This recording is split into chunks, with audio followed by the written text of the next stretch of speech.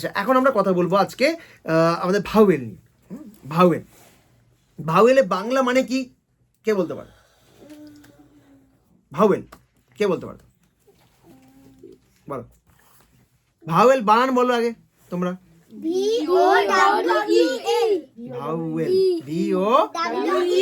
VOWEL মানে হচ্ছে স্বরবর্ণ। ভাওয়েল মানে হচ্ছে স্বরবর্ণ, ঠিক আছে? তাহলে ভাওয়েল আমরা অনেক নাম শুনেছি, অনেক কিছু বুঝি আমরা, একদম ছোট করে সবাইকে বোঝাচ্ছি যাতে সব মুখস্থ থেকে যায়। আমরা যেহেতু অনেকেই তোমরা আগে কমেন্ট করেছো বা অনেকেই বলেছো যে খুব সহজ লাগে তোমাদের ক্লাসগুলো, তো আমরা খুব সহজ সহজ ক্লাস করাচ্ছি। এটা বোর্ড ওয়ার্কও হবে পরে গিয়ে। এখন আমরা জাস্ট তোমাদেরকে একটা ডিসকাশন করেছি। নোটগুলো আমাদের নর্মালি যারা আমাদের কাছে পড়তেছে এই বাচ্চাদের জন্য অ্যাভেলেবেল থাকবে। তো ভাওয়েল বা স্বরবর্ণ, তাহলে প্রথমে কি আসবে? বর্ণ আসছে। যেসব বর্ণ বা অক্ষর বা লেটার নিজে থেকে উচ্চারিত হতে পারে, নিজে থেকে, মানে তার কারো সাহায্যই লাগবে। কি বললাম? যে সকল বর্ণ বা অক্ষর বা লেটার, বর্ণ লেটার অক্ষর সব একই জিনিস, লেটার মানেই তো বর্ণ বা অক্ষর।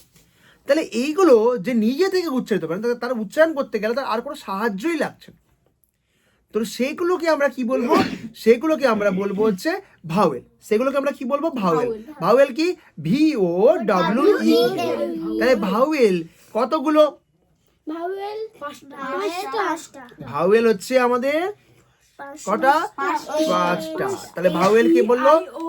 AEIOU। ভাওয়েল হচ্ছে আমাদের 5টা। আচ্ছা, তাহলে কি কি হলো?